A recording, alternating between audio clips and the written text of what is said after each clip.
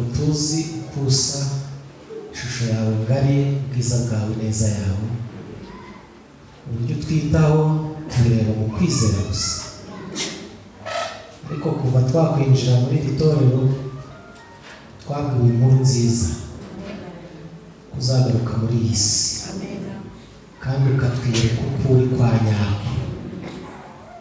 Turifuza kuzakubona. Iyo nkuru nziza niyo umukobwa wawe agiye kutubwira.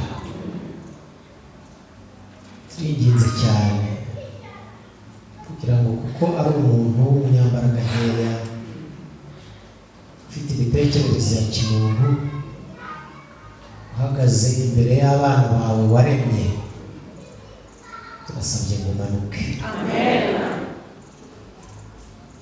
Ugere kuri buri wese, ariko we mumugeraho ukube 770, kugira ngo kwera kwawe kumugaragare. Hari ibyo ntari gushobora gusobanura ngo mbone uko nabivuga mu magambo ibyo turi kugusaba, ariko wowe uri kubireba. Ibyo ngibyo rero ubiduhe, dukorere ibidasanzwe. Twebwe na Rebeka uyu mwanya uduha ijuru, kuko twifuza kuzabayo. Tugushimiye ko wumvishe gusenga kwacu, kandi tugushimiye ko udushubije mu izina rya Yesu. Ariko washingira muri Yakobo igice cyaho cya 5 bavuga ngo mbese muri mwe hari umuntu ubuze ubwenge?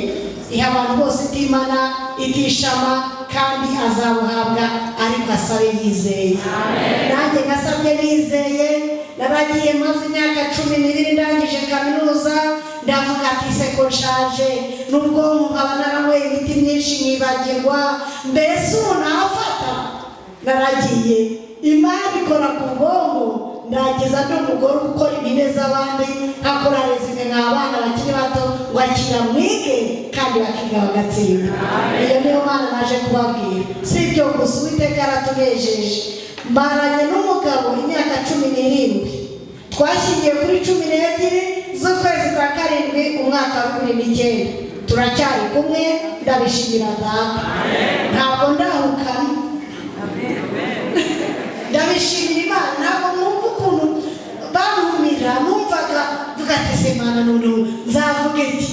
Ndavuga ati none anniversaire yanjye y'imyaka 17 nzaba ndi mu nzu ya Data, nibwira ngo ni wowe wabikoze. Hari ibintu Imana yikorera ukabona ko ari Imana yabikoze. Reka mbabwire, mu myaka 17 nta rubyaro ufite, ababyeyi bagenda ugashyingira ukabona baratumye, wowe ukihereza buri kimwe cyose. Umugabo nk'uri mwamubonye, araza kuza arababwira noneho ntagukoze n'urushyi. Iyo si Data wa twese mwiza, uwo mwaje gusenga. Reka rero twige ijambo ry'Imana, noneho nyuma ndabaha ubuhamya bw'iyo myaka, nawe hari ibyo mubaza, maze twese turafashirizwa imbere y'Imana. Amakorali yaririmbye ndetse na korali ya babiri, Imana ibaha umugisha. Umwigisha wabanje yamfashije cyane, mbega Imana yanejeje umutima wanjye. Buri munsi bihora ari bishyashya, nanjye nongeye gusobanukirwa n'abati mbega ukuntu kwibera mu nzu y'Imana ari byiza. Abandi bakasa amakeke, bariye banyweye, njyewe nabuze ati Data nta bwenge bwa kimuntu bwabashije gutuma nubaka urugo. Ni Data wa twese mwiza, warabikoze ndabimenya. Niyo mpamvu keke nkata nuko ni mu nzu ya Data. Ubuhamya bwarangira, abakuru b'itorero barambitsweho ibiganza, tugapfukama bakadusengera. Ubwo umuntu amenya imyaka arangije ntazi iri imbere, ariko umurezi wa bene Data umuhiga n'ubundi ariho, ariko murwanye mushikamye kandi muzatsinda. Ubwo rero niyo kado muza kuma. Urumva n'ababyeyi muzigise, njye ntabwo mbizi, ariko numva ngo iyanyu biravuna, ntuyimbaze. Iyo rero nyuma y'ubuhamya, abakuru b'itorero barana kado yitwa isengesho. Anniversaire ya nyina ndayirangije, kandi Yesu yanejeje mutima wanjye. Tugiye kwigana muri aya masaha amagambo Yesu yagiye yivugiye ubwe ndetse akomeza abagenzi. Ibanga ryihishe mu magambo Yesu yivugiye ubwe ari mu gashyamba ka Getsemani, aho umutwaro w'ibyaha umuremereye ajyana abigishwa batatu, arababwira muri Matayo igice cyaho cya 26 umurongo wa 41, arababwira ngo mube maso musenge mutajya mu moshya. Arababwira ngo umutima ni ukunze ariko umubiri ufite intege nkeya. Yongera kugenda ubwa kabiri Yesu arasenga ati, Data, niba bishoboka ko iki gikombe kindenga keretse ninywereyeho, ibyo ushaka biba nibyo biba. Nta kigeragezo cyoroha, ikigeragezo cyo gucungura umuntu mu gashyamba ka Getsemani, urugamba rwari ruhinamye, aho abantu bose bari bamuhanye. Yari yambaye umubiri kugira ngo ugire agaciro, kugira ngo nanjye ngire agaciro. Byasabye ikiguzi cy'ikirenga cy'amaraso y'umwana w'intama, amaraso y'umwana w'Imana. Niyo mpamvu muri ba nyakubahwa muri agaciro, kuko agaciro kanyu kagereranya n'amaraso y'umwana w'Imana. Murahenze, nubwo ubuzima hari aho butujyana ukabona umuntu imibereho iragoye, ariko ujye umenya ko ijuru ryose rikwitayeho, uri uw'agaciro. Inyandiko irambwira ngo niba umuntu yaba ari kuba ari umwe, Yesu Kristo ari kumucungura. Yesu Kristo mu gashyamba ka Getsemani, urugamba rwari ruhinanye. Inyandiko irambwira ngo Satani ubwe yari yiziye, amwereka ipica ati, dore abo batoye bose bagiye kukwihakana, abatambyi we muri murimo wawe nibo bagiye kukugambanira, nta muntu ukwitayeho, icyaha kizakwisubirira mu ijuru, umuntu akarwisimama nk'uko ariwe wakoze icyaha. Ariko Yesu agumya gusenga, nk'uko nawe hari ibyifuzo byinshi wasengeye ugasenga ukongera gusenga, ariko si igihe cyo gucika intege, ni igihe cyo gusenga paka igisubizo cy'ikibazo wasengeye ukibonye. Yesu yarasenze ubwa mbere ngo abadayimoni bari bagose Getsemani, ugasenga handi nawe wumva usenga, hari umuntu asenga kumva isengesho ntirirenza aya mabati, ukongera ugasenga. Ahari n'igihe wibaza ngo hajya twasenze ntibirabaho, ukibaza niba wasenze Satani akagota ikirere ngo ariko yagumye gusenga, kuko yarazi ko nta handi imbaraga yazikura uretse mu isengesho. Niyo mpamvu yabwiye abigishwa ngo mube maso musenge mutajya mu moshya. Abigishwa baragiye bararyama barasinzira, baryamye mu gihe kitari cyo kuryama. Yesu ababwiye ngo nibasinzire barakanura. Kwirengagiza kuba maso byatumye batsindwa. Igihe Petero yacaga ugutwi uje gufata Yesu, tekereza ugiye gukata nawe ugiye kurwana ugakata ugutwi kubera n'ubwo urumva nta nubwo yarazi no mu cyico. Ibyo byose gutsindwa kw'abigishwa ba Yesu byatewe no kutaba amaso. Bite twebwe? Mbese turi gusinzira nk'uko uwabanje yatubwiye, turi ku isaha yanyu. Ukorera data gute?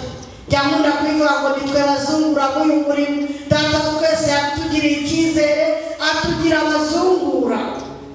Ababyeyi babyeyi murabizi iyo mufite imitungo ukabiruhira, ukajya rimwe ku munsi ugira ngo umwana wawe azabeho neza, ukagira ibyago ukabyara umwana uzayapfusha ubusa mu busambanyi, ukayapfusha ubusa mu kabari. Uwo mwana ibyo imyaka 15 cyangwa 20 ukora utaruhuka akabyangiza mu mwaka umwe. Barabatikana karabyara ariko yabyaye iki? Uhinduka iciro ry'imigani. Mbese birakwiye ko natwe muri uyu murimo turi abazungura guhinduka iciro ry'imigani. Mwaka 2027 tuzizihiza aniveriseri y'imyaka 2000 Yesu abatijwe. Impamvu uzamuzanira ni iyihe? Itangazo riri gutangwa mu isi yose no kuvuga ngo ni ukujyana inkuru nziza y'agakiza ukayibwira umuturanyi wawe, noneho inkuru nziza y'agakiza igatuma abantu baza bakiyegurira Yesu waduhaye agaciro. Urugo ku rundi, aho insengero zifuze, ukagerageza ukajyana ubutumwa bwiza bwa Yesu, ukareba ubucuti no gusenga kugira ngo Imana itange icyerekezo cy'umurimo uko wawukora biciye mu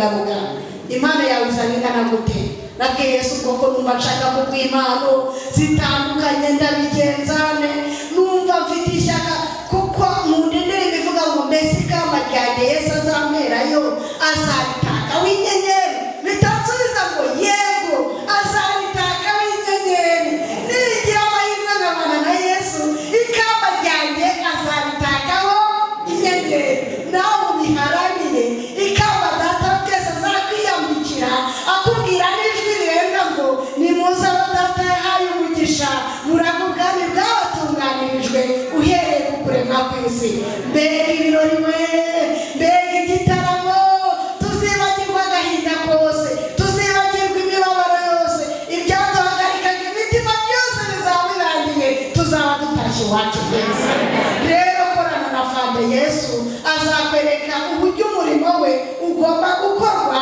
maze muri aniveriseri uzanira abantu Yesu ubasengera utanga n'ituro rishyigikira umurimo w'Imana nawe uzambika ikamba ritatswe y'inyenyeri iyo tugiye mu rwandiko rwa mbere rwa Petero mu gice cyawo cya 5 umurongo wa 7 kugeza wa 9 hari amagambo nasomye amfasha mu buzima avuga ngo tuyikoreze amaganya yacu yose kuko yita kuri twe mwirinde ibisindisha mube maso ijambo mube maso ryongeye kugaruka kandi mu mwigisha wa mbere yabivuze mube maso kuko umurezi wanyu Satani azerera nk'intare yivuga ashaka uwamushonshome ashaka uwazimiza ashaka uwamirabunguri mumurwanye mushikamye kandi mufite kwizera gukomeye muzi yuko bene data bari mu isi muhuje imibabaro iki gice ni kimwe mu bice by'ingenzi mu ijambo ry'Imana bitwigisha uburyo umukristo akwiye kuba mu bihe by'ibigeragezo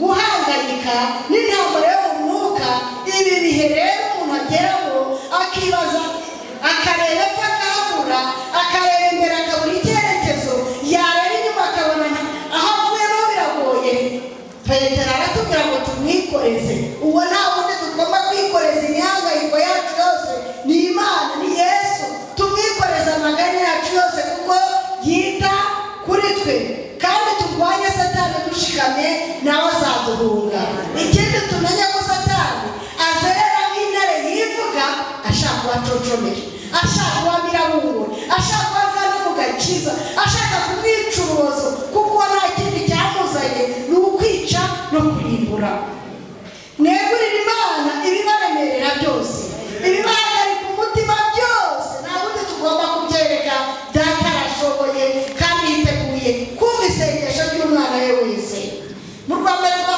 Petero igice cya 5 umurongo wa 7 baratubwira ngo tuyikoreze amaganya yacu yose kuko yita kuri twe ijambo kwikoreza bisobanura iki ni nko gutera cyangwa gushyira umutwaro wawe ku wundi ufite ubushobozi bwo kuwikorera dufate imitwaro yacu kuko twe yaraturemereye dutera ibikomere tubifate tubyikoreze ushoboye kubyikorera kuko twebwe turarushye niyo mpamvu Yesu atanze itangazo muri Matayo igice cyawo cya 11 umurongo wa 28 aravuga ngo mwese abarushye n'abaremerewe nimuze musange ndabaruhura ayo ni amagambo Yesu yivugiye ubwe atuma umuntu agomba kubaho anezerewe adahangayitse kuko nk'uko tuza kubibona Yesu ari mu cyumba cyo hejuru hari amagambo yagiye abwira abigishwa be ndetse na Nisa mbere y'uko abambwa arababwira ati ayababwiye ko agiye kudutegurira aho tuzaba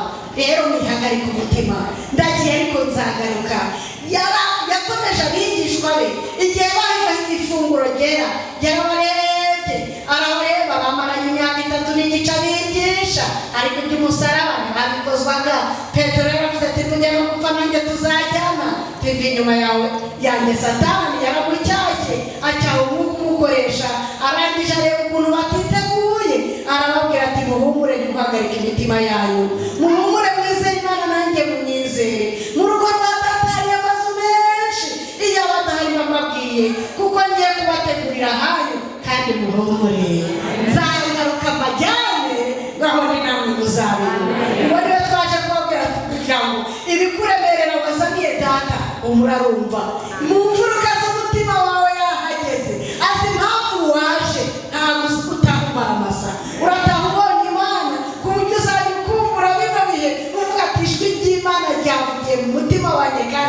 mwabyumvise. Petero ntabwo avuga ngo mugumane amaganya, ntabwo avuga ngo muyihanganire mwenyine cyangwa muyakemure mu mbaraga zanyu zose. Oya, aravuga ati tuyikoreze amaganya yacu yose kuko yita kuri twe. Yesu aravuga ati nimunsange mwese abarushye n'abari bamerewe muhumure ndabaruhura. Reka mbabwire, isi turarushye. Hari igihe nagendaga nkareba abantu nibura bafite amamodoka nkagira ngo bo noneho bararemere, bo bararuhutse, nabona bagendera mu ndege nkabona rwose bo bagezeyo, sanga uri munsi y'izuba buri wese arushye ku rwego rwe. Ni ayahe maganya umuntu ashobora kwikorera? Hari igihe uburwayi buza bikazana na mitiweli ufite, uwo maganya akakwica, kandi ibyo byose wabishyira Yesu. Ti Yesu, nta mitiweli mfite, ndarwaye, ariko ndagufite uri umugabo, narakubonye, ndakwinginze aya maganya y'uburwayi umvane kwimuka w'uburwayi, umvanemo kwiganyira, ibi byose ndabikuremereje. Hari amaganya y'ubukene, ayiwe inzara yica nabi, nabyo ni imitwaro yatuma turemererwa, ukabata abandi barajya bakamena, njyewe no kubona ikijumba biravuna. Ibyo byose ni ibyatuma tugira amaganya, ariko ijambo ry'Imana riravuga ngo ibyo byose bifate kuko bituremereye, ubishyire Yesu ushoboye kuturuhura. Hari ukubura akazi, hari ukwiga pe, hari bagenzi banjye bize bamara imyaka 10 bararangije kaminuza babura akazi, hari abamaze 14 babura akazi. Watasangaga bababwira ati ni ukubabona mugenda mujya kwiga, abagize umugisha wo gushaka bakabacyurira ko diplome zabo ntacyo zimaze, nawe ni umutwaro uremereye ku muntu wize akabura akazi, agatangira kuzajya abwira umugabo ngo nta bijumba, nta muceri, abana barakira, kandi bakagombye nawe kuba ufite akazi kunganira umuryango. Nayo ni amaganya yakubuza gusanga Yesu. Ari nayo mpamvu iki cyigisho kije kugira ngo kitubwire ngo mwese abarushye n'abaremerewe dusange Yesu aturuhure. Ibibazo byo mu rugo, yewe we, mu rugo haba udukoryo twinshi cyane. Ni nka ya Kristo ajya kuvuga ngo kera ngo muri Elikaze bihora ari bishyashya, no mu miryango yacu rero bihora ari bishyashya, kimwe kivaho haza ikindi, wagira ngo uriruhukije, ikindi kikaba kiraje, ugahora uhanganye nk'umusirikare uri ku makosi nyine. Mana, Imana idutabare, kandi ibyo byose bihora ari bishyashya tubyikoreze umwami wacu Yesu. Hari ibyagutera amaganya kubura urubyaro ukamera nka Rebeka, imyaka 17. Umva ibyo byabizamo mu buhamya, icyigisho kirangiye, nabyo byagutera amaganya ko atari ko byapfiriye hehe. Ukibaza ukareba epfo ukareba ruguru, ibyo byose turabigarukaho mu ruhamya. Ariko niyo mpamvu Yesu atanga itangazo muri Matayo igice cyaho cya 10:28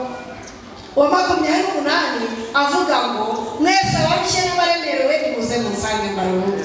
Dufate imitwaro yose, yewe yinkoreje nananirwa n'umuntu ntacyo nashobora gukemura, yenda nakemura ikibazo cya minerivare cyangwa icy'amakayi y'umunyeshuri, ariko mwese ntabwo ibibazo byanyu nabikemura, na pasiteri ntiyabikemura, ariko hari uwishingiye, uwafashe siranse yo kwishingira ibyo bibazo byanyu ni Yesu. Niyo mpamvu yatanze itangazo aravuga ngo mwese abarushye n'abaremerewe musange mbaruhure. Rero guhangayika ku murimo, abafite akazi nabo barahangayitse, hari intambara zo mu mirimo y'abafite akazi, mu kazi abagafite turabizi. Ibyo byose biremereye umutima wawe, no kugira ngo bibuze gusinzira ushyire Yesu. Hari amadeni, baba we, iyo banki itangiye kuvuga ngo tugiye kugutereza icyamunara, pressure zirazamuka, imivuduko y'amaraso ikaza, ariko tubwire Data wa twese mwiza ushoboye kwishyurira amadeni abantu, aza twishyurira amadeni kuko arabishoboye, afite abantu, kandi n'abantu biwe bafite amafaranga. Iyo ategetse byose biramuhari. Gutererana ukaba mu muryango ariko waratererana warahejwe, ibyo byose ni ibyatuma tugira amaganya. Ariko Petero aravuga ngo tuyikoreze amaganya yacu yose kuko yita kuri twe. Imana ntabwo yita ku isi muri rusange gusa, ahubwo Imana yita no ku buzima bwawe bwite, ikita ku marira yawe, yayandi ushobora kurira nijoro Imana irayazi. Itangaza, Imana irakubwiye ngo yamarira yawurira wenyine, Imana irayazi.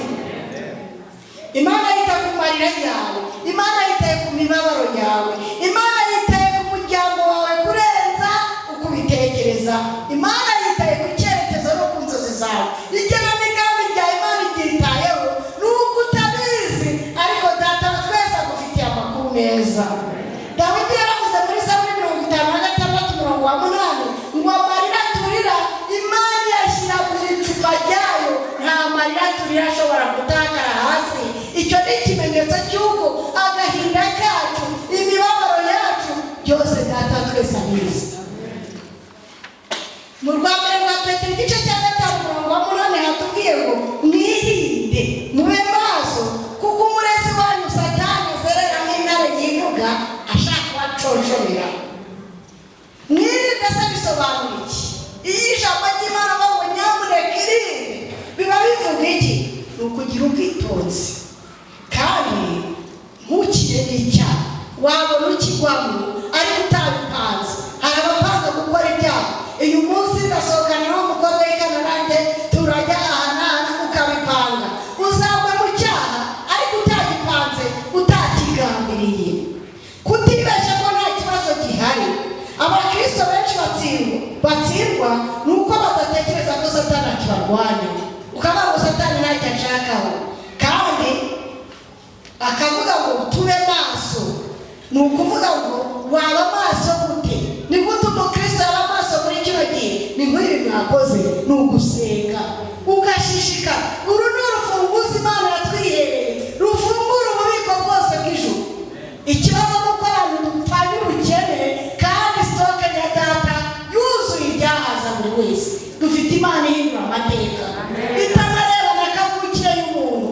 Muzabibaze Yabesi yari umwana w'ikinyendaro, nyina amubyarana agahinda, ariko Yabesi amaze kwisobanukirwa akamenya uburyo yavutsemo, yatabaje Imana arasenga, wicyamukanga umugisha, ukangura imbago zanjye, ukarinda agahinda, ukarinda umubabaro w'Imana yamuhaye byose.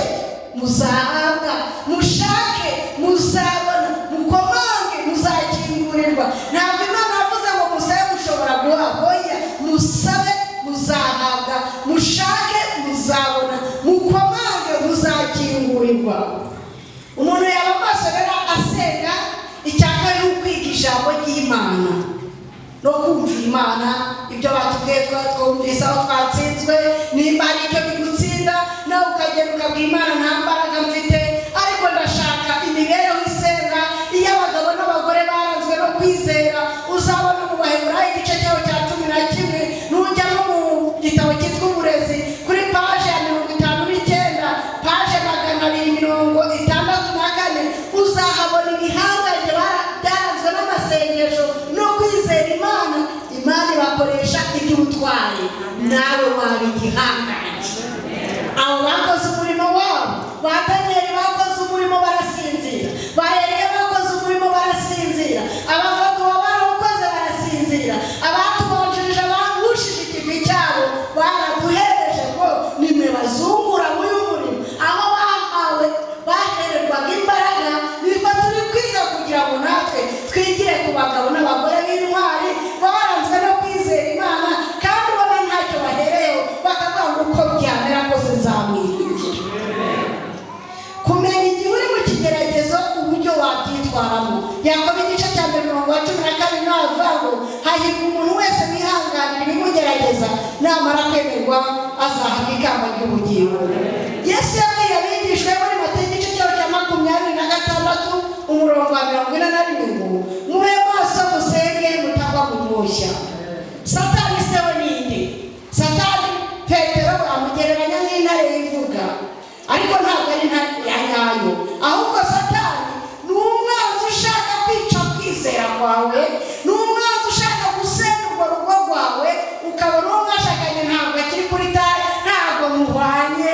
Abagabo benshi cyangwa n'abagore benshi bashakanye n'abari kumwe, wabona Imana iguteje cyangwa ukabona abana bakeye bahiye, ukabona ntimugikwiranye.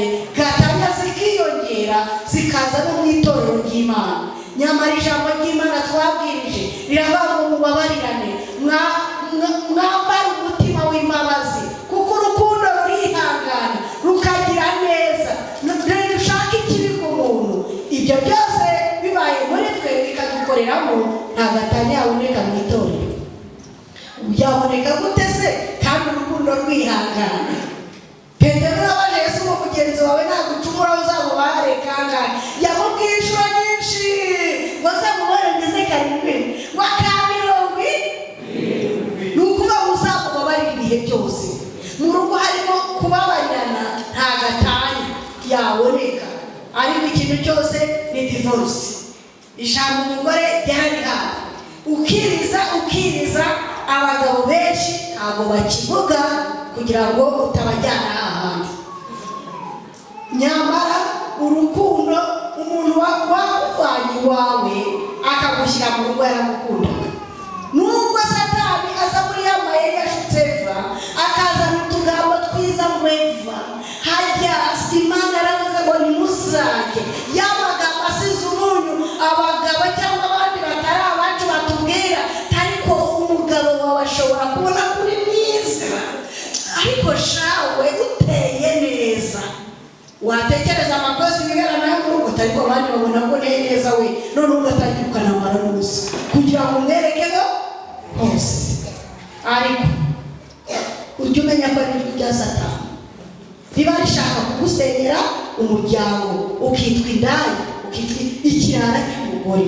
N'abagabo ni kuri urwo rwego, abagore biteguye kubarira amafaranga barahari, basa neza, ariko n'ubukene ni ukuri ntuzabona n'umwe. Bazagukiza uwo murembe numara bamaze kugukenesha. Wa wundi wanze nyirantabwo niwe uzasubirana, niwe wakwemerera n'ubwo ukunda n'ubwo utabibona. Ni umwana ushaka kwica kwizera kwa Satani, ni umwana ushaka gusenya ingo zacu, ni umwana ushaka gusenya imitekerereze yacu, amarangamutima akangirika, ni umwana ushaka kugukuraho ibyiringiro byo kwiringira Imana, ni umwana ushaka kukwambura agakiza. Nta kindi cyamuzanye ni ukwica no kurimbura. Umujura ntazamo n'ikindi keretse kwiba no kwica no kurimbura. Niko Yohana yabyanditse muri Yohana igice cyaho cya 10 umurongo wa 10. Umujura ntazamo n'ikindi keretse kwica no kurimbura. Ibi bivuga ko Satani warashakisha aho yinjirira. Satani nitwe tumuha aho yinjirira. Ibyuho iyo twabisize Satani arabyinjiriramo. Imiryango Satani yakwinjiriramo turamutse tutabaye maso n'ibi bikurikira: umujinya, imirimo yayo ya kamere yose iboneka mu Bagalatiya igice cyaho cya 5 guhera ku murongo wa 19. Yinjirira mu mujinya, akinjirira mu irari, akinjirira mu bwibone, akinjirira mu businzi, akinjira mu biyobyabwenge bitandukanye, akinjira no mu kutababarira. Iyo miryango ifunguye ubifite ibintu ya mirimo ya kamere, Satani arinjira kubera ko n'ubundi bamuhaye karibu. No mu bunebwe bwo kudasenga ukumva ntabwo ubishaka, ukumva rwose waridamaraye sawa. Urwango ntabwo Satani yakwinjiriramo. Niba hari imiryango ikinguye, niyo mpamvu turarikirwa kwihana kugira ngo iyi miryango amaraso ya Yesu ayifunge burundu. Ashaka kubacoshobora se gisanze kuvuga iki ko Petero yabivuze. Acoshobora bisobanura kumira burundu kukuvanaho. Intego ya Satani si ukukomeretsa gusa, nubwo hari abo yakomerekeje benshi kubera imibereho igoye ndetse n'ibibazo n'igihugu cyacu cyabayemo. Jenoside yakorewe Abatutsi mu 1994 yakomerekeje abantu, noneho n'abandi bagafungwa. Nibyo n'ibikomere n'ubukene bya bindi byose bitugora. Ntabwo Satani ari ugukomeretsa gusa, ahubwo ashaka kugukuramo kwizera no kugusenya burundu no kugutandukanya n'Imana burundu. Kugukomeretsa aho Imana yakomora, ariko arashaka kugukuraho burundu. Niyo mpamvu mu rwa mbere rwa Petero igice cya 5:9 yavuze ngo umurwanyi ushikamye kandi azabahunga. Ijambo ry'Imana mwegera Imana nayo izabegera, ariko murwanye Satani nawe azabahunga. Rero ntabwo turwanisha imbaraga zacu z'umubiri, ntabwo twarwanisha ubwenge bwa muntu, oya twarwanisha kwizera. Biri mu Efeso igice cya 6 umurongo wa 16, mwakira ingabo yo kwizera. Kwizera kuzima imyambi yose ya Satani. Ikindi twarwanisha n'ijambo ry'Imana, uko tubibona muri Matayo igice cya 4, Yesu ageragezwa na Satani yamutsindishije ijambo rivuga ngo handitswe ngo. N'urugamba ruri imbere muvandimwe yatubwiye, nta kindi tuzarwanisha uretse kuvuga handitswe ngo. Niyo mpamvu umudivantiste agomba kurangwa no gufata amasomo menshi yo mu mutwe, kuko ubwo izi Bibiliya bazazitwambura, zimwe bazazitwambura, izindi zimwe bazanazitwika, ariko icyo wamize ntabwo uzacira. Niyo mpamvu tugomba kuba abasomyi ibyanditswe byera. Yesu yatsinze Satani akoresheje handitswe ngo, biduha icyitegererezo cyiza cy'ukuntu natwe tugomba gutsinda dukoresheje mu ngorane zacu zose handitswe ngo. Yesaya igice cya 41 umurongo wa 10, naho abatuye mwese haravuga ngo ntutinye ndi kumwe nawe kandi ntukihebe, n'umuranga Imana yawe nzajya gukomeza, nzajya gutabara, nzajya muramiza ukuboko kwanjye kw'iburyo niko gukiranuka kwawe. Yesaya 49 umurongo wa 15 bakunda kubireba, haravuga ngo mbese umugore wakwibagirwa umwana yonsa ntababare uwo yibyariye, icyakora bo babasha kwibagirwa, ariko njyewe Uwiteka ntabwo nzakwibagirwa. Ikimenyetso no gucira impunzi mu biganza byanjye uwanjye. Ibi bitatu baje kuvuga ngo n'umubyeyi wapfa abyara umwana we, Imana izamurera kandi izamuha imibereho. Ni ukuri ijambo ry'Imana rivuga ngo gushikamishaho umutima uzamurindaho amahoro gusa kuko akwiringiye. Ngiyi kashe Uwiteka yaduhaye yuko atazadusiga. Umwana w'uruhinja avukana tatuwaje nziza. Iki ni ikimenyetso Uwiteka yashyize mu biganza kugira ngo nukirambo uzagira ati Uwiteka ntabwo azanyibagirwa. Mu makosa uzacamo yose uzamenye ko data atazakwibagirwa, kandi uzamenye ko nta musirikare w'abajenerali atarashe ku makosa. Gusa urashaka kuzamera ni ku ikamba ritatseho inyenyeri, ntabwo wabona ikosa ugahera amazahene batwigishije. Oya, umusirikare aca ku makosi agatozwa. Niyo mpamvu Bibiliya hafi yose ivuga ngo wihangana akageza imperuka niwe uzakizwa. Hari umurage data wa twese yaduhaye, uwo narawumvise uranezeza, uboneka muri Yohana igice cya 14 umurongo wa 27. Uyu murage ndawubatuye. Yesu aravuze ngo mbasigiye amahoro, amahoro yanjye ndayabahaye, icyakora simba nk'uko ab'isi batanga, imitima yanyu ntihagarare kandi ntitinye. Ibi turaza kureba yabivugiye hehe. Uyu murage data yaduhaye, aya mahoro yadusigiye, ntabwo nk'uko isi itanga, ahubwo akaduha nk'uko ijuru ritanga. Turi mu isi yuzuye ubwoba, hari intambara zitandukanye, hari indwara, hari ubukene, hari ibiza, hari ubwicanyi, hari ihungabana ry'imitima ndetse n'ubwoba bw'ejo hazaza. Nubwo ikoranabuhanga ryateye imbere, amahoro nyakuri agenda aba make make. Hirya no hino ku isi hari intambara, muri Kongo zirahari, Irani na Amerika mwabyumvise bigatuma na esanse yiyongera. Ibyo byose byatuma umuntu abura amahoro, ubwo n'ibiciro byiyongera, ukajya ku isoko ayo uhembwa ukaburamo ibyo ugura, umushahara ukawumara mu kwezi mu matariki ya mbere ugasigara wujuje amakayi wikopesha. Ariko muri urwo rudubi, muri ibyo bigeragezo, muri ako kavuyo, Yesu aravuga ngo mbasigiye amahoro, amahoro yanjye ndayabahaye, ntabwo mbaha nk'uko isi itanga. Mugire amahoro. Shalom shalom. Aya magambo yayabwiye abigishwa be ku mugoroba wa nyuma mbere y'uko abambwa. Yari azi ko mu masaha make aza gufatwa, agakubitwa ndetse akabambwa. Gitsemane yari mutegereje, ariko arebye abigishwa be, areba uko abasize, arababwira ati mugire amahoro, mbasigiye amahoro. Mu byo muzacamo byose mbasigiye amahoro.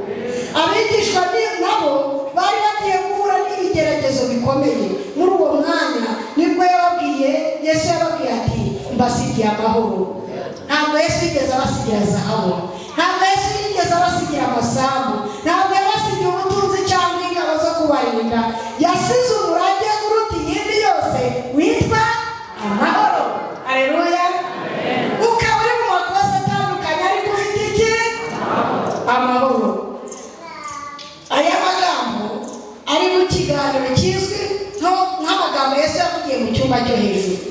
Byabaye nyuma y'uko Yesu yoza ibirenge abigishwa be, amaze kurya ifunguro ryera no gutangaza ko yutagiye kumugambanira, akabwira Petero ngo inkoko itarabika urabona umaze kunyakana 3 kutanze, no kubasezeranya ko azabohereza Mwuka Wera mu buryo bwa kimuntu. Umuntu ugiye gupfa niwe bahumuriza ati pole rwose ugiye tukikeneye, ariko Yesu we yahumurije abigishwa be. Shalom bisobanura iki? Amahoro Yesu yavuze asobanura iki? Bishatse kuvuga ko tutazahura n'intambara zizaza ndetse ziza ziyungikanye, ariko shalom bisobanura umutekano, ubuzima buzira umuze, kuzura, ubwiyunge bwacu n'Imana, busobanura umugisha, busobanura kuruhuka k'umutima.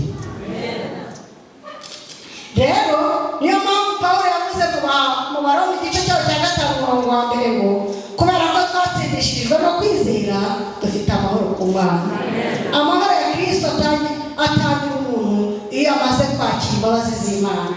Iyo amaze kwihana ibyaha agirana amahoro n'Imana, yamara kugirana amahoro n'Imana akayagirana na bagenzi be. Yesu yaravuze ngo simba nk'uko ab'isi batanga, isi itanga amahoro ashingiye ku kiguzi. Uramiki nanjye rwenshi umiki ni mpambuye, ariko amahoro Yesu atanga ni amahoro asesuye. Aya mahoro rero nitureba mu byakozwe mu gice cya 16 urebye umurongo wa 25, Pawulo na Sila bari bafite amahoro. Igihe bavugaga ubutumwa bwiza barabafasha, barabakubita, barangije kubakomeretsa, babashyira muri gereza. Ntabwo ari gereza muri rusange, ahubwo babashyira muri gereza yindi kugira ngo batagira n'uwo bashuka, maze babakomerekeje. Bibiliya iravuga mu byakozwe mu gice cya 16 ngo babahambiriye mu mbago, bari bababaje cyane, ngo ariko mu bicuku bya nijoro bararirimbye, bararirimba, barongera bararirimba, inzugi zageze zirifungura. Umutware uri muri inzu wageze yabonye abona inzugi zirafunguye, afashe inkota ngo yice. Pawulo na Sila arabatera, wikwigirira nabi mwe twese turi hano. Abantu bari bafunze bose batangajwe n'abo bantu, abantu bakubise, abantu bakomerekeje, bakahangara kuririmba basingiza Imana. Bari baramenye amahoro Yesu yabahereye mu cyumba cyo hejuru, wari umurage. Yarabwiye ati n'isi mugira umubabaro ariko muhumure, nanesheje isi. None bivuga ngo isi ni iya papa, iyi si ni iya data. Yadusigiye rero kuko isa ya data yayidusigiyemo n'amahoro. Ukamara imyaka 17 mu bugumba ariko Imana ikaguha iki? Ukamara imyaka 17 ubana n'umugabo ntagukoze n'urushyi. Ukamara imyaka 17 ubana n'umugabo ntaguca inyuma. Turi kumwe? Ubwo iyo si Imana, iyo niyo mwaje kuvuga, iyo niyo mwaje gushaka Uwiteka biyereke. Iyo turebye muri Matayo Mariko igice cyaho cya 4 ku murongo wa 35 kugeza 41, turabona umuraba waje mu nyanja. Yesu araryamye arasinzira, ariko umuraba urashenga. Abigishwa bamwe barabarobye, baragasha bagira ngo barabishobora, ariko ngo umuraba uba mwinshi, ngo baratatse batabaza Yesu ti Yesu turapfuye. Maze Yesu arahaguruka abwira umuraba ati ceceka tuze. Nawe muri ya mira ya yinduzi ya yindi tabaza. Data avuge ngo ceceka tuze, nanjye araza kamwe ngo ceceka mwana wanjye Rebeka nibituze. Nigitwenge cyanze guseka, bwira data ati cyagitwenge cyagiye ngo sipini gavani, ndashaka guseka. Imana ikansetse umunsi wose ku buryo uvuga ati kino kigore kibuzuye kibona n'inyoni bagaseka.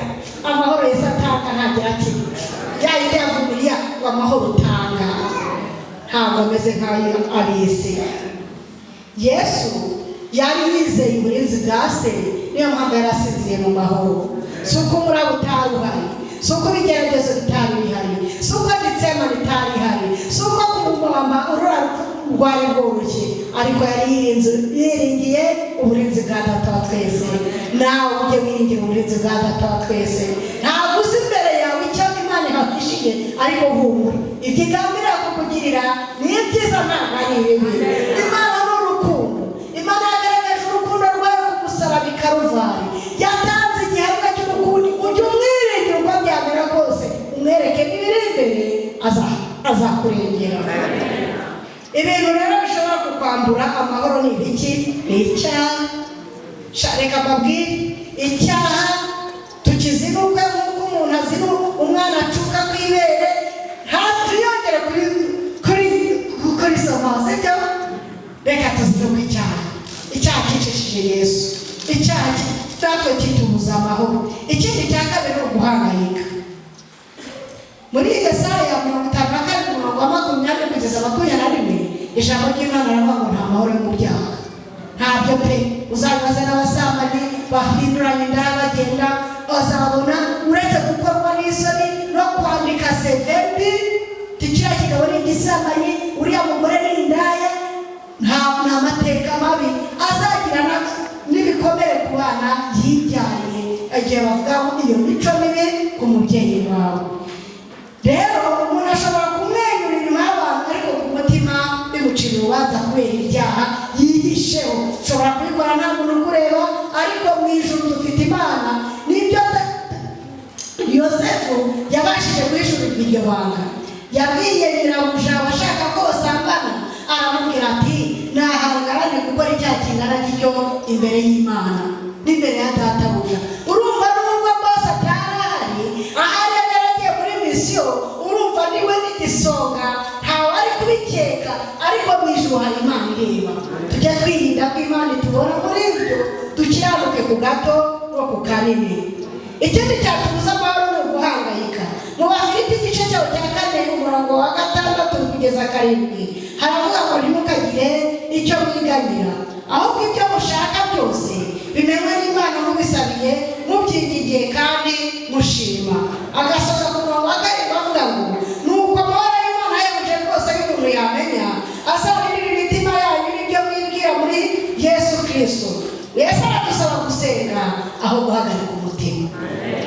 Kutiringira Imana nabyo byatuma tubura amahoro, kandi Matayo igice cyawo cya 14:28 kugeza 31, iyo turebye ibibazo aho kureba Kristo, amahoro aragenda.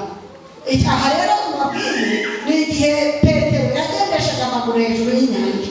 Yaragiye, Yesu amubwiye ngo naze, aragenda. Maze asubije amaso inyuma, arebye n'aho ararigita. Iyo twirebyeho twabura amahoro, ariko nitureba kuri Yesu tuzagira amahoro asesuye. Kubaho dukunda iby'isi bizatubuza amahoro. Yesu yaravuze ngo ubugingo bw'umuntu ntibushingira ku bwinshi bw'ibyatunze. Biri muri Luka 12:15. Uko twakwakira amahoro ya Kristo twabivuze ni ugusenga, kwiga ijambo ry'Imana, ukatura ibyaha. Bibiliya ntabwo wishe ibicumuro bye ntazagubwa neza, ariko ubyatura akabireka azababarirwa. Iyi ntangiriro y'amahoro asesuye. Kandi tukumvira Imana, tukiringira n'amasezerano yayo. Ari mu ijambo ryayo ni urwandiko Imana yandikiye abakunzi bayo. Imana rero twebwe kugira ngo nitugera mu bihe bigoye tujye dufata amasezerano yayo tuyagire ayacu. Yesaya 26:3 aravuga ngo ugushikamishijeho umutima uzamurinda amahoro masa kuko akwiringiye. Ikindi cyatuma rero twakira amahoro ni ugusenga nk'uko Umwuka Wera yabarayitse. Kandi ndahamya neza ndashidikanya ko mutazi ubusa n'Imana ashaka ko mwumva ijwi ryayo. Gusenga, abigishwa batsinzwe n'urugamba kubera kudasenga. Yesu yari yababwiye ngo mube maso, musenge mutajya mu moshya. Ntibasenze baratsindwa. Niyo mpamvu hari itangazo y'uko natwe tugomba kuba maso, tugasenga, tugahishurirwa iby'ibihe by'imperuka, tukabasha kubaho imibereho igendanye n'abatahajwe. Yesu aratubwira muri Matayo igice cyawo cya 4:7 kugeza 11, aratubwira ngo musabe muzahabwa, mushake muzabona. aya ni amagambo Yesu yivugiye ushatse abona nuko manga akingurira. Aranatubwira ku murongo wa 9 ngo mbese muri mwe hari umuntu umwana we yasaba umutsima akamuha ibuye cyangwa yamusaba ifu akamuha inzoga? Ku murongo wa 11 ko muri babiri kandi mukaba muzi ko abana banyu byiza, none so ijuru nazarushaho kuba byiza ababisabye? Ndeba n'umuntu ufite ikibazo cyo mu mutwe y'umukoreye ku mwana, mwaba babiri azi kwita ku mwana, none Imana yagaragaje urukundo rwayo ku musaraba i Kalvari, izarushaho kuduha ibyiza byose bizadufasha no muri uru rugendo no muri ubu buzima. Iyi ntego rero ni gufasha abakristo kumenya ko Imana ari data wa twese mwiza, yumva amasengesho tuyisenga kandi isubiza abayisaba igihe cyabo n'uburyo bwayo. Hari abantu benshi bibaza ngo kuki nasenga amaze imyaka iyi yose kandi ntarasubizwa. Ntabwo mukibaza, nanjye narakibajije. Kuki nasenga imyaka myinshi aba nyiri muri kino kibazo, aba maze imyaka ibiri usengera icyifuzo kimwe Imana itaragusubiza? Kuki Imana itarisubiza? Ese koko Imana irayumva? Abantu benshi turabyibaza, nanjye hari aho nageze nkayibaza nimba koko yumva. Yesu yabwiye abigishwa b'amagambo y'ihumure ati musabe muzahabwa, mushake muzabona, kandi mukomange muzakingurirwa. Aya ni amasezerano y'Umwami Yesu ubwe. Ntabwo yavuze ngo birashoboka ko nimusaba muzahabwa cyangwa nimushaka birashoboka ko muzabona. Oya, ni itegeko. Musabe muzahabwa, mushake muzabona, mukomange muzakingurirwa. Ariko ibi bisaba kwizera, kwihangana no gusaba ibintu bihuje n'ubushake bw'Imana nicyo bisaba. Musabe muzahabwa biboneka muri Matayo igice cya 7 umurongo wa 7. Iyo usaba ugaragaza ko ukeneye ubufasha n'ubutabazi bw'Imana. Iyo umuntu adasaba aba yihagije. Rero Yesu ntabwo yavuze ngo nimugire ubushobozi, ahubwo yavuze ngo mwebwe muze musabe kandi muzahabwa. Ingero zo muri Bibiliya z'abagabo basabye, hano hasabye umwana w'umuhungu igisuzuguro cya Penina cyari kimuremereye, uragaharikwa ariko mutatari mu nzu imwe. Akigisho k'icyumweru cyo gusenga kamife karabisobanuraga neza. Ana yaharitswe mu nzu imwe, afata icyumba cye, agahinda kamushenguye umutima ubwo yumvaga umugabo ari mu kindi cyumba. None ngo si ukubyara Penina arabyara, umwaka akabaga urakikiye. None ngo igihe cyamukoraga ni ukugishiro, kuko umugore Penina yafataga abana ati bana banjye uza tujya gushima Imana. Haleluya.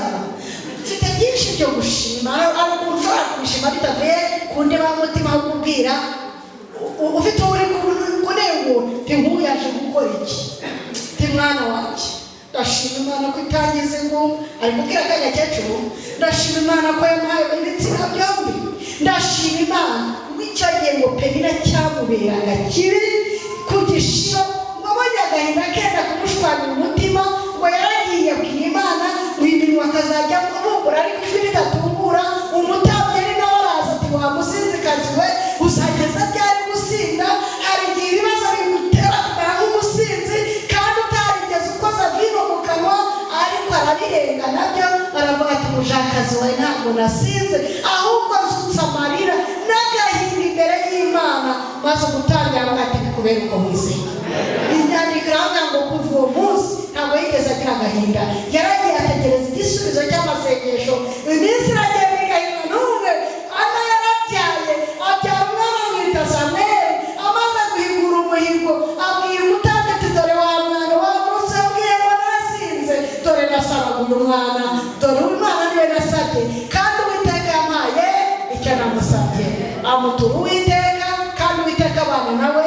Inyandiko iranga ngo mu gihe cyose Abisirayeli bari bafite Samweli, Abisirayeli bagarukiye Imana, yakoranye n'Imana, aba umwana w'umumaro kubera ko yavuye mu masengesho. Amaze kumutura Imana, yongeye kubyara abahungu 3 n'abahungu 2. Imana yacu ni Imana itanga ibirenze ibyo dusaba, ni Imana itanga ititangirira itama. Wowe gira na connection n'Imana, uzabona ubutabazi bwayo. Abandi Salomo yari umwana muto, abana icyo ushaka. Hari nari gusaba etaje muri Kigali nanjye nkaba abantu bakazajya baza kubarebera hejuru, ariko yaravuze ati Mana ndi umwana muto, aba bantu bawe ntabwo nabasha kubacira imanza mu bwenge. Imana imuha ibyo atasabye, nk'uko ijambo ry'Imana avuga ko Imana yacu ni Imana ishobora gutanga ibirenze ibyo dusaba n'ibyo dutekereza. Undi wasabye kandi akabona ni Yabesi wasabye umugisha, Imana irawumuha. Biri mu rwa mbere rw'amateka igice cyaho cya 4 umurongo wa 9 kugeza 10. Iyo umubyeyi afite umwana ntabwo arindira arabwira ngo mama ndashonje akamuha ifunguro. Natwe rero tujye twikoreza Uwiteka ibituremerera byose kandi azabikora. Gusaba rero mushake muzabona. Gushaka bisobanura iki? Ni ugushaka Imana n'umutima wawe wose. Icya kabiri ni ugushaka ubushake bwayo, ukamenya ngo Imana ni iki ishaka. Ubushake bw'Imana ni ubuhe nkabukora, no gushaka ibisubizo bivuye mu ijambo ry'Imana. Yesu aravuga ngo mukomange kandi muzakingurirwa. Gukomanga bisobanura kudacika intege. Hari inzugi ngo zishobora gukomanga rimwe, abafite porotable urabizi, urakomanga rimwe iyo adakinguye urongera kabiri ndetse na gatatu. Hari inzugi zidakinguka ukomanze rimwe, hari amasengesho asubizwa ako kanya, hari asaba gutegereza, hari n'ayo asubizwa oya, kuko Imana iri gutegurira ikirutaho kuba cyiza. Iyo umuntu agiye gusura mugenzi we agakomanga, iyo atamukinguye ntabwo agenda, arakomanga akongera agakomanga. Reka turebe urugero umugabo wakomanze bikamubera iby'umugisha. Umuhanuzi Eliya ku musozi Karumeli ahanganye n'abahanuzi ba Bali na Shera 850 ari we wenyine. Ntabwo ari umugabo wari waranditse amateka. Tubona ko Bibiri tugira ngo ni umusuhuke w'i Galeyadi, ntabwo ari umucuruzi, umva uretse gukorera Imana, ariko yaranganye n'ingoma ya Ahabu na Yezebeli, ahangana n'abahanuzi ba Bali na Shera 850. Umuhanuzi Eliya ku musozi Karumeli ahanganye n'abahanuzi ba Bali yasenze inshuro 7 zose, ategereje ko imvura igwa. Ku nshuro ya 7 nibwo habonetse agacu. Iyo aza guhagarara ku nshuro ya 2, 3, 4, 5, 6 ntabwo igisubizo ari kukibona, ahubwo yaragumye arasenga yiringiye uburinzi bwa Data twese. We wavuze ati musabe muzahabwa, mushake muzabona, mukomange muzakingurirwa. Iyo aza guhagarara ku nshuro ya 6 yari kubura igisubizo. Natwe tugomba gukomeza gusenga paka ibyo dusengera tubibonye. Matayo igice cya 7 umurongo wa 8 avuga ngo Yesu aravuga ngo kuko umuntu wese usaba ahabwa, nta vangura rero Yesu yashyizeho, nta kurobanura ku butoni. Imana ireba kwizera umuntu yasabanye. Ikintu gikomeye, Imana yumva amasengesho kubera ko turi ntungane, ahubwo Imana yumva kubera ko ubuntu bwayo busaze. Imana ni Data twese mwiza. Tubona muri Matayo igice cya 7 umurongo wa 9 kugeza 11 aho mbese muri umwana we yasaba umutsima akamuha ibuye, yamusaba ifi akamuha inzoka. Ko muri babi mukaba muzi ko abana banyu byiza, so mu ijoro ntazahitiza babisaba. Yesu akoresha urugero rwa se n'umwana. Umwana asabye umugati, se ntabwo amuha ibuye, asabye ifi ntamuha inzoka. Niba abantu b'abanyabyaha bazi ko abana babo ibyiza, Imana ntizarushaho kuduha ibyiza. Iyo turebye Yesaya igice cyaho cya 36 hari umugabo wanangaje ndamukunda. Aha Yesaya igice cyaho cya 36 tubona Senakeribu asuzugura Hezekiya, aranakubwira ngo Hezekiya we ibyo wiringiye ni ibiki? Ngiye kugusenya nkubakaho ikirundo cy'amabuye, ndetse nzakugaburira amabyi, usobaze inkari zawe, uzisange wowe mwami usangire nawe uyobora. Murabisoma mugera mu rugo. Icyo gice cya 36 abo agiye guhagararira Hezekiya baravuga ati vuga mu runyaro, mwarabike natwe turarwumva, wivuga mu runyuga dore mu Rwanda rwose barabyumva. Rabushaka rushobora kubimubwira, amubwira amagambo y'agasuzuguro, aravuga ati mbese Imana z'amahanga bakikije ntabwo muzi ibyo nakoze. Narazisenye ndangije ndazitwika, nawe ndaje mubakeho ikirundo, kandi bose bagomba kubimenya. Rata abaturage nimuze muhunge igihugu, tuzabaho ibyiza biruta ibyo mu gihugu cyanyu. Ahubwo bahunge. Igice cya 37 cya Yesaya, ngo Hezekiya abyumvise ashishimura imyenda ye, arazamuka arasenga ati Uwiteka, twaragukoreye, twaragusenze, reba amagambo aragushaka yatubwiye, Senakeribu bagiye kuturundaho ibirundo, nibyo koko yateye ibihugu bidukikije, ntawe ajya atera arabure gutabaruka n'intsinzi, ariko ni wowe duhanze amaso. We yatumye no kuri Yesaya ngo amufashe isengesho, ariko ubuhanuzi baza ati umura ntabwo azakubaka ikirundo, umura azasubiza inzira yamuzanye, kandi nzaca ako gasuzuguro. Ngubwo Hezekiya yasengaga ngo Imana yohereje marayika umwe, ingabo zari zigose i Buyuda, nta hantu ubutabazi bwagombaga guturuka mu mbaraga za kimuntu, maze ngo ingabo 185 biri ku mupaka byiteguye gutera Hezekiya. Maze ngubwo basengaga, Imana yohereje marayika umwe wenyine, aragenda mu rugerero rw'Abashuri, yica ingabo zose 185. Ijoro rimwe hasigara umwami abibonye arirukana ageze iwe mu rugo mu bigirwamana by'Imana ye, abo yibye rero wamishe. Umva akamaro k'isengesho. Iyo umuntu akubwiye ibintu by'agasuzuguro bigenzo, uravuga ngo njyewe umwana w'umuziga bareka gukuriragaho kunyo, oya ujye ubibwire data. Nanakwandikira akubwira ibitutsi tuzapfa ntacyo, maze uzagenda ubwira data ati hari icyo namara, ndavumura ibyo kanaka yavuze, ni uw'umumaro, nzakorera Imana, nzagera kure. Wihanurire ibyiza. Imana igice agasuzuguro. Pawulo we asoza atubwira ngo mu Baefeso igice cyaho cya 6, twambara intwaro zose z'Imana kugira ngo tubashe guhagarara tudatsinzwe n'uburiganya bwa Satani.